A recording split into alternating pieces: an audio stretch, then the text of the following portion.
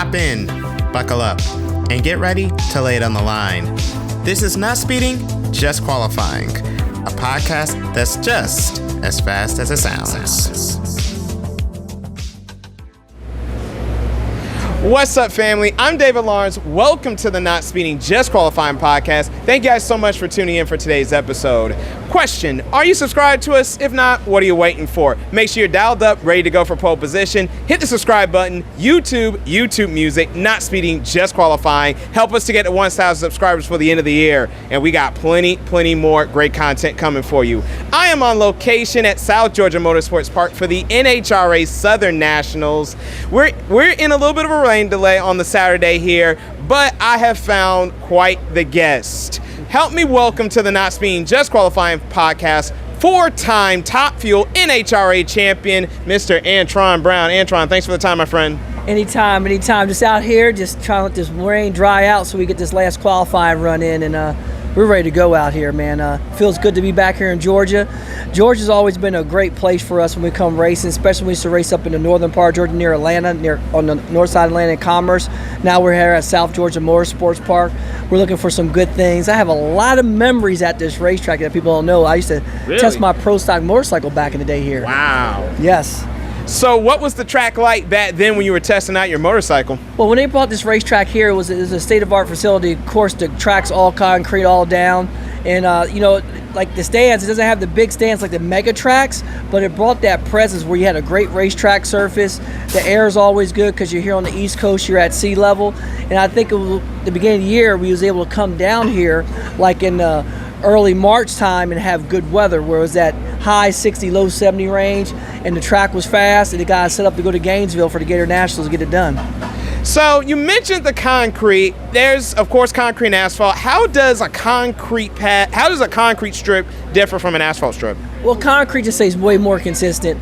When you get to the asphalt, you got to remember asphalt's got oil and tar base to it, where concrete is just sand mixed. So when you have that sand and cement, what happens is it doesn't keep the temperature up like the asphalt does. And it's not as porous. Concrete's very dense.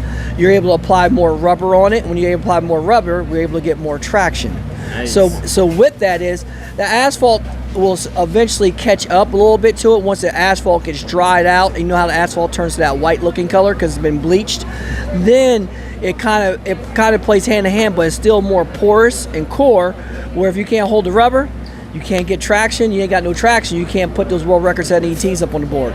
Woo! And we definitely want to see some world record-setting ETs from this guy this weekend. Now, Tron, let me go back a little bit. How did you, growing up in Jersey, catch the bug for drag racing?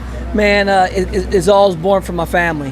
My dad and uncle, they were sportsman racers before I was born. They raced super comp, super gas, and bracket race before I was even thought about. So I had no other choice to grow up in it. I was that kid that used to polish the wheels, keep the car clean, then get in the car where they used to pull me from front to back in the trailer because I was the smallest one that can get out of it, get between the walls. So those are my just my recollection, like my memories of a kid growing up, and it got me intrigued in racing. I used to be till I was shifting and driving the car while they were winching me up in the trailer. So that was the fun part back in the days, and it grew into a love of drag racing I have today. That's so cool. Now you mentioned pro stock motorcycles. For those who don't know your journey into NHRA, you started in pro stock motorcycle, made your way to Top Fuel. Clearly that move's changed. What made you want to go from motorcycles all the way to these big fire-breathing dragsters? Well, it was a kid's dream, childhood dream, you know what I mean? So I grew up, and I was very fortunate to get into the pro stock bike rank. And then when I got there and we started winning races and racing, I never forget, I was like, why stop here? Why can't I go to the top of the sport? The Top Fuels or funny cars and stuff like that. You know, my family didn't have that legacy, that nitro legacy that they started back in the 60s and 70s with it, where it just kind of got passed down from generation to generation, where I was the first of my family to get into the nitro rank. So with that being said, it's like I fell in love with it, and I watched it from afar. And once I got into it, brother, it was no hold bars. Kept my head down and gave it all I got. And here I am later thinking about where I was just hoping to drive a Top Fuel car to actually having a team and doing the things that we do now. And like you say, you're on your own team, AB Motorsports. Even with 81 wins, Tell me, Antron, what is it that just keeps bringing you back? You got 16 in Pro Style Motorcycles, 65 in Top Fuel. What's that hunger that just keeps you coming back week after week? It's a drive. You know what I mean? Because the thing about it is you could be on top for a minute, and then after that you have to go back and do your work. So the thing about it is if we could keep on doing good all the time, it'll get kind of boring because there's no challenge. But this class is very, very challenging. And when you win a race, you've done something special. So I remember last year we won a championship. We won 6 races.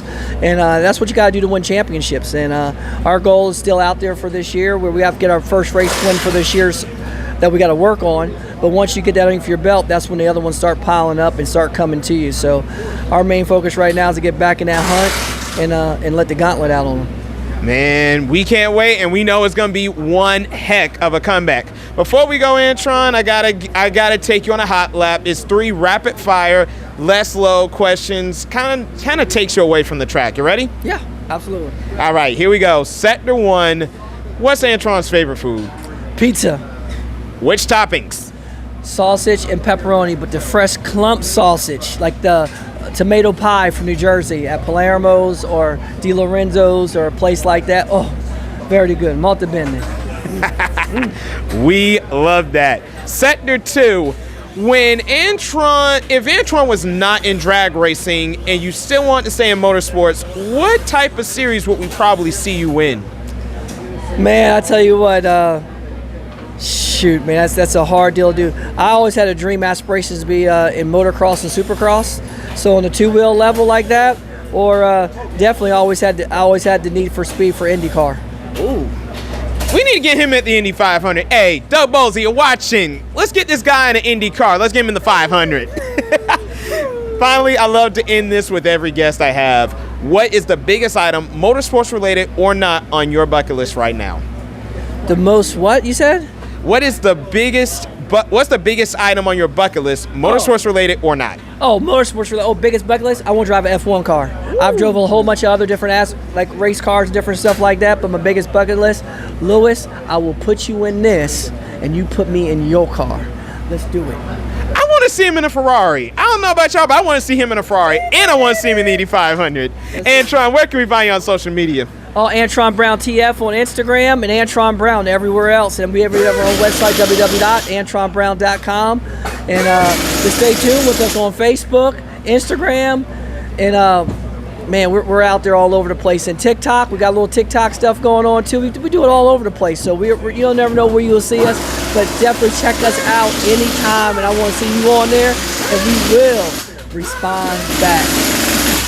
And as you can tell, we're finally getting the rain out of the way. We're about to get going with qualifying passes here. It's Saturday afternoon. Antron Brown, thank you so much for the time, my friend. My pleasure, Dave.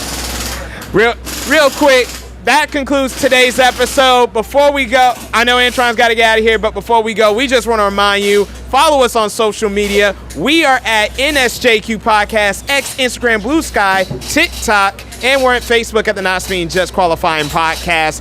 Like and subscribe to us again on YouTube and YouTube Music. The more you like our stuff, the more everyone will get a word about it. And if you want to follow us on my personal social media handles, the links to those, our show socials, and Antron socials, they'll all be in the description box to the show notes. I'm David Lawrence. This has been the Not Speaking Just Qualifying Podcast, a podcast that's just as fast as it sounds. Until then, you're not living life to the fullest until you're going flat out. So long, everyone.